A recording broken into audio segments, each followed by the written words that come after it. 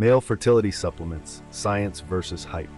Dive deep into the testes, where life begins. Photorealistic animation reveals seminiferous tubules, the coiled structures where spermatogenesis, the process of sperm production, unfolds. Under cinematic lighting, stem cells called spermatogonia line the tubule walls, dividing and maturing through precise stages. As they progress inward, these cells become spermatocytes, then spermatids, and finally transform into sleek, motile spermatozoa.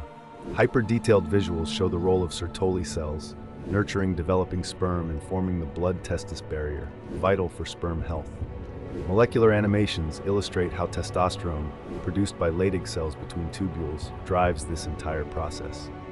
Watch as nutrients like zinc and selenium are delivered to support DNA synthesis, while antioxidants like vitamin C and E protect fragile sperm DNA from oxidative stress. Medical diagrams overlay to clarify each stage, synchronized with narration. Science evidence, healthy lifestyle choices, not just supplements, are key for optimal sperm production.